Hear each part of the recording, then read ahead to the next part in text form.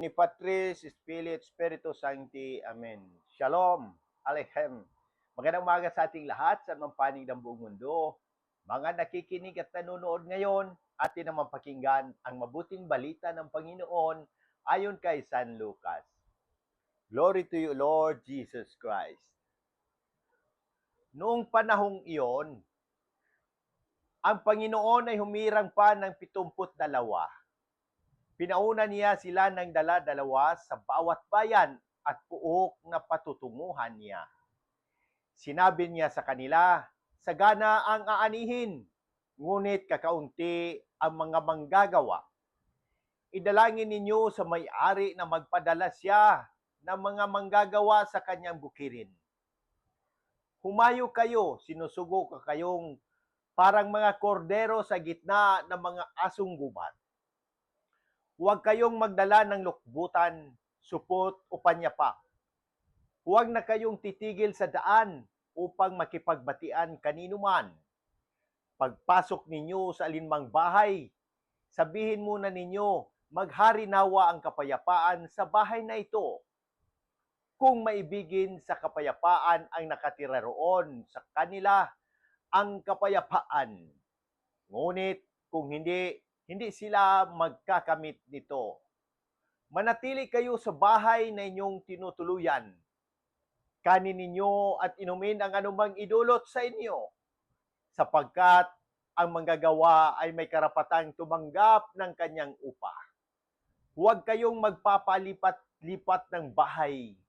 Kapag tinanggap kayo sa alinmang bayan, kanin ninyo ang anumang ihain sa inyo.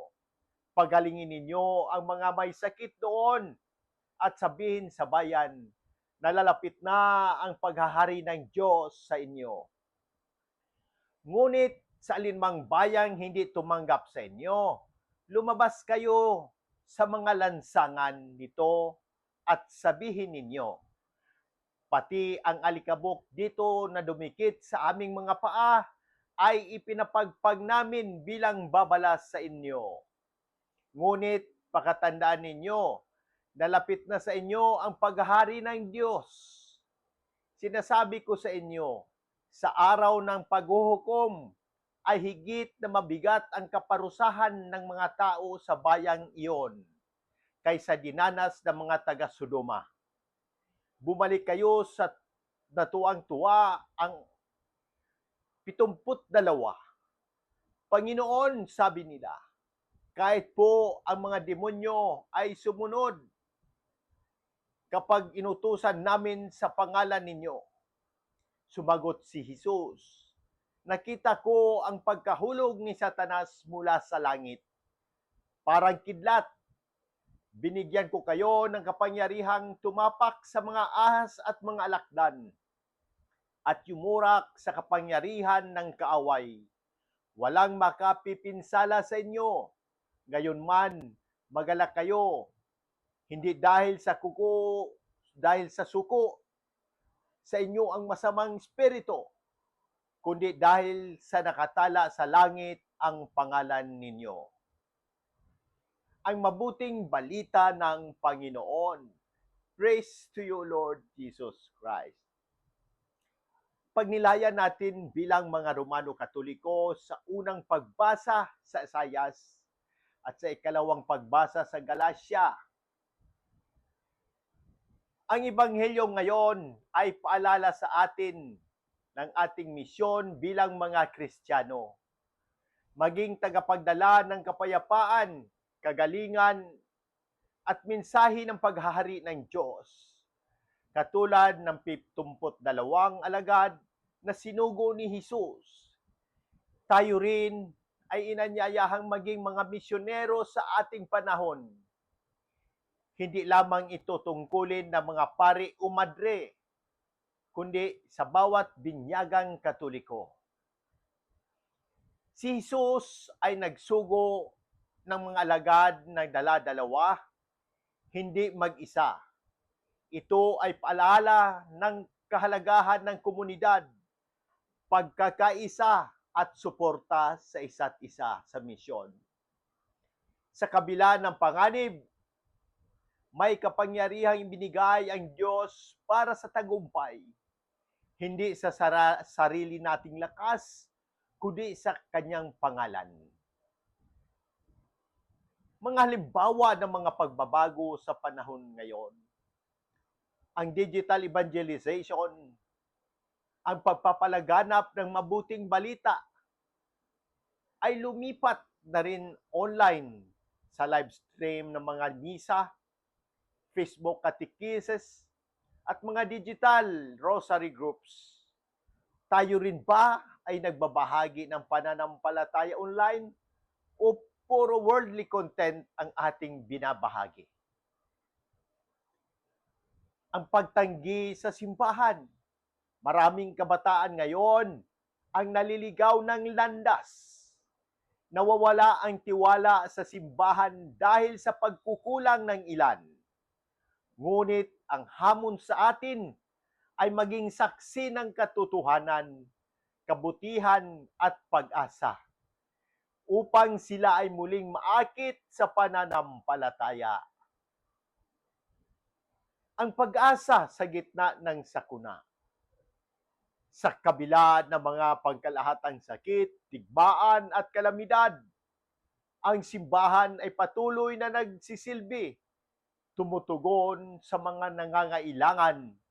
Bilang Katoliko, tayo ba'y tumutulong sa simbahan o nanonood lang? Paano natin mabago ang ating mga pagkakamali? Ang pagbabalik sa sakramento, magsimula sa pagbabalik sa kumpisal at pagtanggap ng Eucharistia. Ang pakikiisa sa mga gawaing simbahan, maging volunteer, lektor, catechist, o bahagi ng social action ministry. Ang paghayo sa ating pamilya at komunidad. Gamitin ang sariling kakayahan upang ipahayag ang pananampalataya. Manalangin tayo para sa kagalingan at kaluluwa. Panginoon naming Diyos, dakilang manggagamot ng katawan at kaluluwa. Itinataas po namin sa iyo ang aming obispo si Bantolo, si Padre Vicente Gomez, Padre Boy Bautista, Padre Cesar Laurio, Padre Nathaniel Cañares, si Raymond Lawrence, Jonah, Aprilmi Sardual, at ang lahat na may karamdaman. Ipadama mo po sa kanila ang kagalingan nagmumula sa inyong kapangyarihan.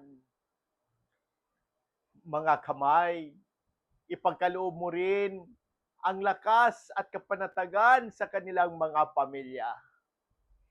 Inaanyayahan rin naming ipagdasal ang mga kaluluwa ni na Pope Francis, Manuel Sr., at lahat ng mga pumanaw, lalong-lalo na ang mga nasa purgatorio, sa pamamagitan ng panalangin at awa ng iyong mahal na ina, si Maria. Naway makapiling na nila ang iyong walang hanggang kaharian. Naway magpatuloy ang iyong simbahan sa kabila ng kahinaan ng tao. Linisin mo kami, Panginoon, mula sa aming mga pagkakasala.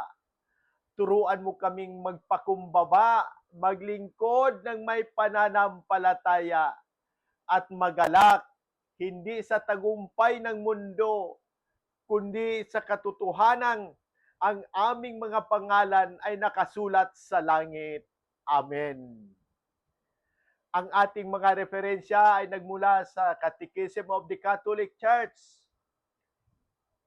Missionary Mandate of the Church, Evangelii Gaudium ni Pope Francis, The Joy of the Gospel, Gaudium et Spes Vatican II, the Church in the Modern World, Lucas, Biblia, Galatia, ang bagong buhay ni Kristo, sa Isaias, kaligayahan ng Jerusalem bilang ina ng bayan ng Diyos. Sa muli, hinihikayat ko ang lahat, Katoliko man o hindi, na magtanong at pagnilayan ang mensahe ng Ebanghilyong ito Kung may mga katanungan kayo tungkol sa pananampalataya, ang ating simbahan, o anumang aspeto ng ating buhay, bukas ang aking puso na sagutin ang mga ito.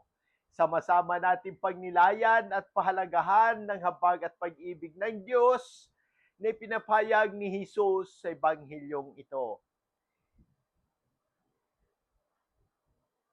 Sa pamagitan ng ating mga gawain at salita, sana'y maging daluyan tayo ng habag at pagmamahal ng Diyos sa lahat ng tao. Amen. In nomine Patris et Filii et Spiritus Sancti. Amen. God bless!